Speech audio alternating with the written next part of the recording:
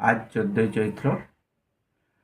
আজকে দিনে আমাদের পরিবারে খুবই বেদনাদায়ক একটি দিন।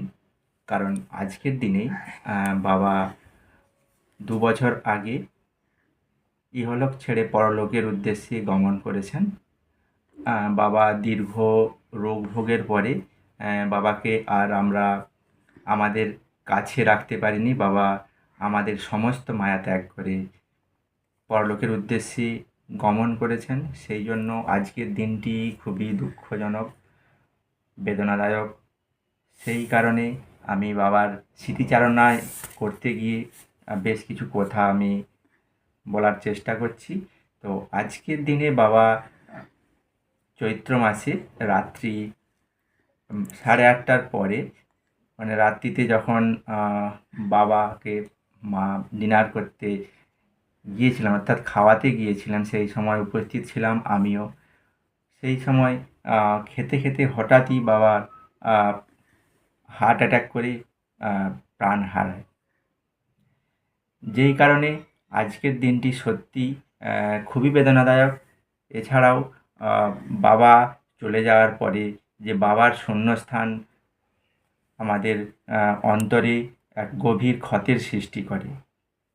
বাবা আমাদের পরিবারের জ্যেষ্ঠ সন্তান, সেই জন্য বাবার কাছ থেকে আমরা বেশ কিছু জিনিস শিখতে পেরেছি।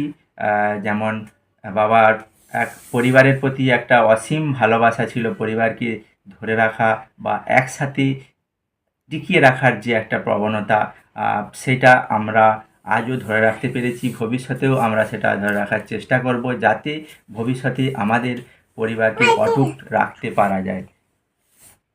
সেই সঙ্গে বাবাকে যোগ্য সঙ্গত দিয়েছে। বাবার যে সমস্ত ভাইয়েরা আছেন সকলেই তার যোগ্য সঙ্গত দিয়েছেন, যার ফলে আজও আমাদের পরিবারটি এক সম্পূর্ণ যৌথ পরিবারে আছে, যেটি সত্যি দৃষ্টান্তমূলকও বটে।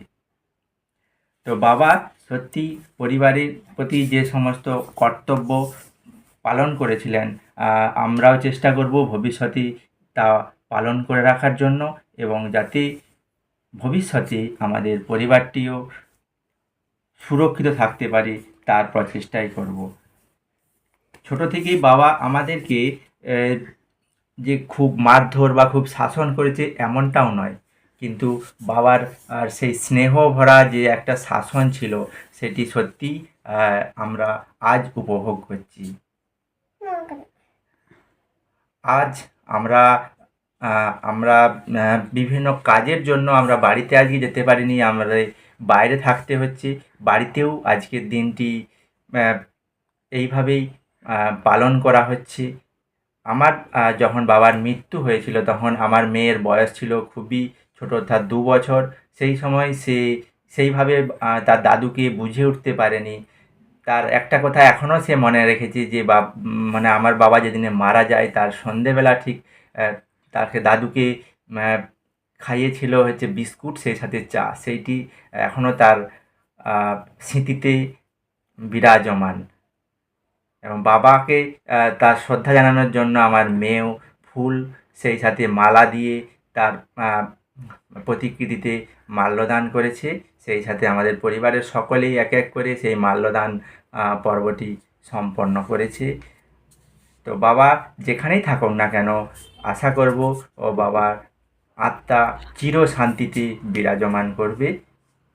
এই কথা বলে আজকের যে ক্ষুদ্র বক্তব্য সেটি আমি শেষ করছি, এবং সর্বশেষে আমরা সকলে মিলে বাবার আত্মার শান্তি কামনার্থে 1 মিনিট নীরবতা পালন করব, করে আমাদের যে আজকের সারাদিনের কাজকর্ম সেগুলো আমরা করব।